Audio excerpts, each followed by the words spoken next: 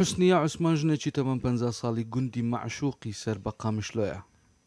خەونی مناڵی ئەوە بووە کە لە بواری فلکلۆر و کەلەپوردا بخوێنێت، بەڵام بارودۆخڕێگەی پێنەدا و لە زووەوە قوتابخانەی بەجێ هێشتووە.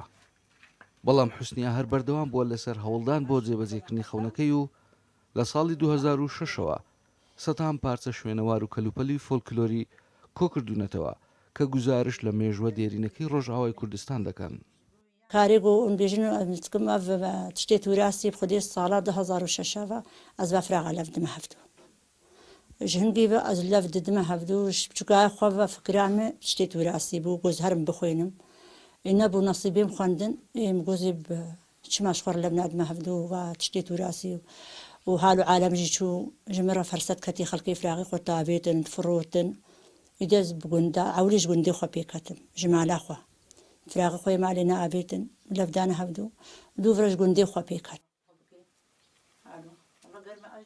لە کاتی سەردانکردن بۆ چەند وڵاتێکی ئەوروپا حوسنیە سەرسام بووە بەوەی کە چۆن ئەو وڵاتانە پارێزگاری لە فۆلکلۆر و کەلەپوری خۆیان دەکەن، بۆیە بڕیاریدا ئەویش هەمان شت بکات و نەهێڵێت کە لە پوری نەتەوەکەی لە بیر بکرێت.